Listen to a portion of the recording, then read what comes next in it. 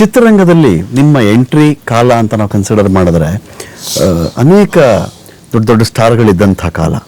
But Ananth sir ಹೇಗೆ ನನಗೆ ವಿಭಿನ್ನವಾಗಿ ಕಾಣ್ತಾರೆ ಪರ್ಸ್ನಲಿ ನಾನು ಥಿಂಕ್ ಮಾಡಿದಾಗ, ಅನಂತ್ ನಾಗ್ ಸರು ನನಗೆ ಇಂಥದ್ದೇ ಪಾತ್ರ ಬೇಕು, ನನಗೆ ಹೀರೋನೇ ಆಗಬೇಕು, ನನಗೆ ಆ ಥರದ್ದೇ ಪಾತ್ರ ಬೇಕು ಅಂತೇಳಿ ಅವರ ಚಿತ್ರರಂಗದ ಜೀವನದ ಉದ್ದಕ್ಕೂ ಚೆಕ್ ಮಾಡಿಕೊಂಡ್ರು ಕೂಡ ಪಾತ್ರವೇ ಅವರಾದರೆ ವಿನಃ ಅವರಿಗಾಗಿ ಒಂದು ಪಾತ್ರ ಬೇಕು ಅಂತ ಡಿಮ್ಯಾಂಡ್ ಮಾಡ್ತಾರಲ್ಲ ಅಂತ. ಅದನ್ನೇ ನಾನು ರಂಗಭೂಮಿಯಿಂದ ಕಲ್ತಿದ್ದು ಅಂತ. ಪಾತ್ರ ಮುಖ್ಯ, ಪಾತ್ರಕ್ಕೆ ನ್ಯಾಯ ಕೊಡಬೇಕು. ಪಾತ್ರದಿಂದ ನಾವು ಬೇರೆ ಬೇರೆ ಎಷ್ಟು ಬೇರೆ ಬೇರೆ ಭಿನ್ನ ಭಿನ್ನ ಪಾತ್ರ ಮಾಡ್ತೀವಿ. ಅದಷ್ಟೆಲ್ಲ ನನ್ನ ಪಕ್ವತೆ, ಪರಿಪಕ್ವತೆ, ಮ್ಯಾಚುರಿಟಿ ಗ್ರೋಸ್, ನನ್ನ versatility grows. It's a challenge to me only, ಬೇರೆಯವರಿಗಲ್ಲ.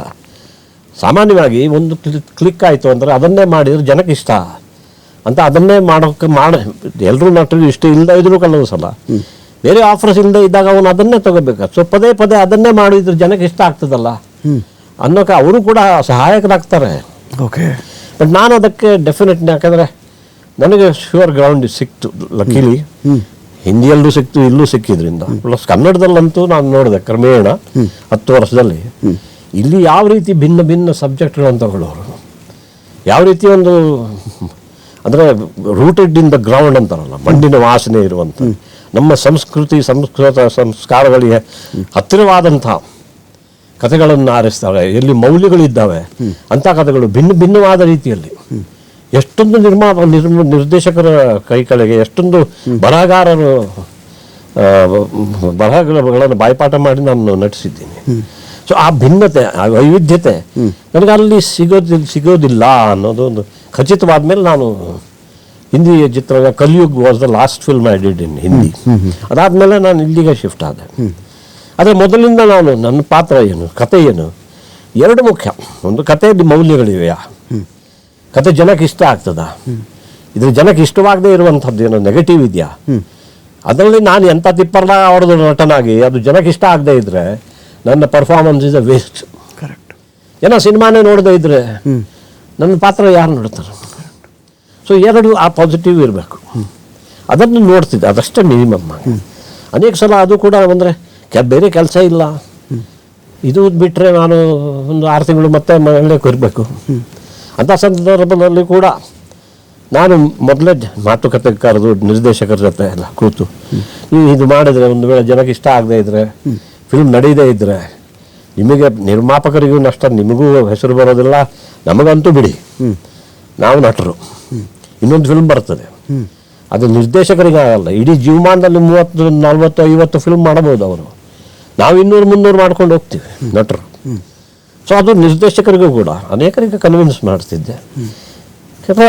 ಹೆಚ್ಚಾಗಿದೆ ಪಾತ್ರ ಮುಖ್ಯ. ಪಾತ್ರ ಕತೆ ಇಷ್ಟವಾಗದೇ ಇದ್ರೆ ನಾನು ಆದಷ್ಟು ಅವಾಯ್ಡ್ ಮಾಡ್ತಿದ್ದೆ. ಸರ್, ಚಂದನದ ಗೊಂಬೆ, ಬೆಂಕಿಯ ಬಲೆ, ಬಯಲುದಾರಿ ಈ ತರಹದ ಸಿನಿಮಾಗಳ ಅನಂತ್ ನಾಗ್ ಸರ್.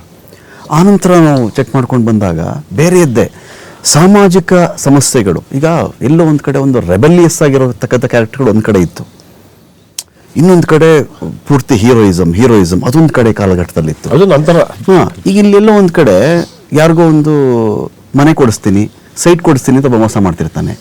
ಅದು ಬಹಳ ಲೇಟರ್ 80s 90s. ಆ ಕಾಲಘಟ್ಟದ ಸಮಸ್ಯೆಗಳಿಗೆ ಒಂದು ರೀತಿಯಲ್ಲಿ ಪ್ರತಿಬಿಂಬದ ರೀತಿಯಲ್ಲಿ ಅನಂತ್ ಸರ್ ಅಂತ ಸಬ್ಜೆಕ್ಟ್ ತಗೊಂಡ್ಬಿಡ್ತಿದ್ರು.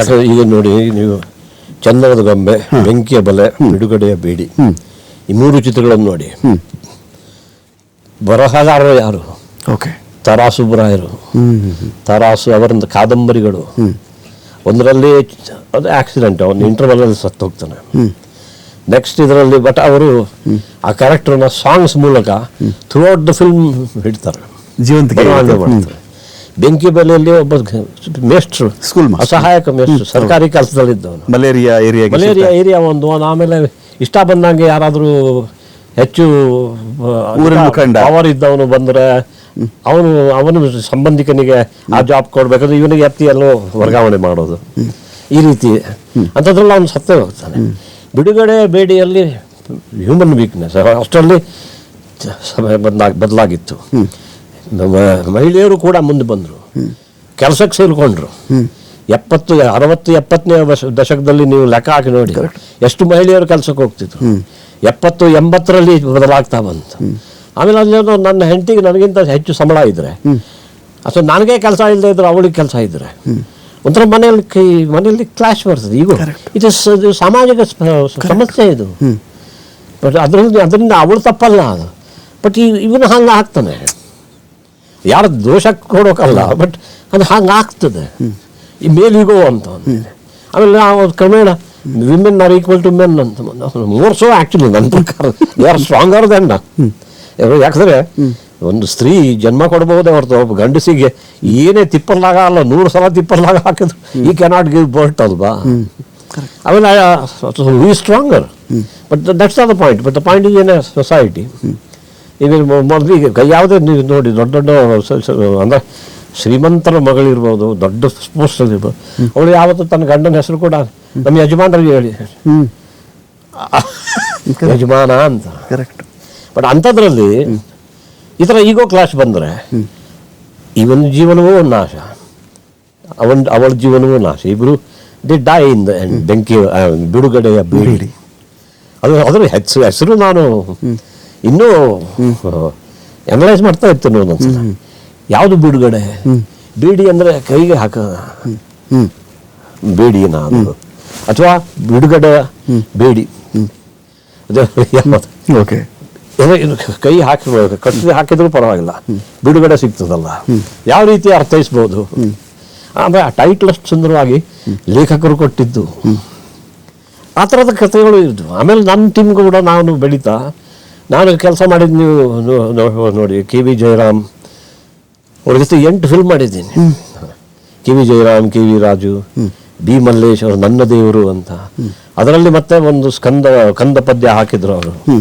ಅವರೇ ಯೋಚನೆ ಮಾಡಿ ಹೋಗಿ ಬಂದು ಸ್ಪೆಷಲಿ ತಗೊಂಡು, ಅದು ಫುಲ್ ಹಾಡಲ್ಲ, ಅದು SP ರಿಕ್ವೆಸ್ಟ್ ಮಾಡಿ, ಕನಸಿನೋಳು ನನಸಿನೋಳು ಮಾತು ಮತಿ ಮನಸ್ಸಿನೋಳು ಇನಿತಾದೊಡೆಂ ಉಸಿಯೂ ಇರದಿರ್ದೊಡೆ ಸತಿ ಶಿರೋಮಣಿಯವಳು ಶಮವಾದ ಸುತನವನು ಪ್ರೀತಿಯೊಳು ಸತ್ಯವನು ನಡೆಸಿರ್ದೊಡೆ ದೈವಕ್ಕೆ ಧರ್ಮಕ್ಕೆ ನ್ಯಾಯಕ್ಕೆ ತಲೆಬಾಗಿ ಪ್ರಜೆಗಳನ್ನು ಸುತರಂತೆ ಸಲಹಿರ್ದೊಡೆ ಈ ವದೆಯು ಶಿವನಿಗೆ ಪ್ರಿಯವಾಗಲಿ ಸತ್ಯವೇ ಲೋಕದಲ್ಲಿ ಸ್ಥಿರವಾಗಲಿ. ಇದು ಸತ್ಯ ಹರಿಶ್ಚಂದ್ರ ಒಂದು ಎಪಿಸೋಡು ಅದರಲ್ಲಿ ತಂದ. ಅಲ್ಲಿ ನಟನಿಗೆ ಸತ್ಯ ಹರಿಶ್ಚಂದ್ರ ಪಾತ್ರ ಮಾಡೋಕೆ ನನಗೆ ಅವಕಾಶ ಸಿಕ್ತು. ಅವರು ಹಾಡು ಹಾಡಿದರು. ಇದು ಸೋಷಿಯಲ್ ಅದರಲ್ಲಿ ನನ್ನ ಪಾತ್ರ ಏನು, ಈ wants to be an actor, hero ಆಗಬೇಕು ಅಂತ ಅವ್ರ ಪ್ರಯತ್ನ. ಅಂಥದ್ದನ್ನು ತರುವಂಥ ನಿರ್ದೇಶಕರು. ಆ ರೀತಿ ಅನೇಕ ನಿರ್ದೇಶಕರ ಜೊತೆ ಬೇರೆ ಬೇರೆ ಬೇರೆ ಬೇರೆ ಬೇರೆ ಬೇರೆ ಎಷ್ಟೊಂದು ಫಣಿ ರಾಮಚಂದ್ರ ಅವ್ರ ಜೊತೆ, ಸುನೀಲ್ ಕುಮಾರ್ ದೇಸಾಯಿ ಜೊತೆ ಬೆಳದಿಂಗಲ್ಲ ಬಾಲೆ, ನೀವು ಹಾಗೆ ನೋಡಿ ಎಷ್ಟೆಷ್ಟು ನನ್ನ ಏಜ್ ಗ್ರೂಪ್ನವರೇ ಹೆಚ್ಚು ಕಡಿಮೆ. ಅವ್ರ ಜೊತೆ ನಾನು ಸುಮಾರು 50-60 ಫಿಲ್ಮ್ ಮಾಡಿದ್ದೀನಿ.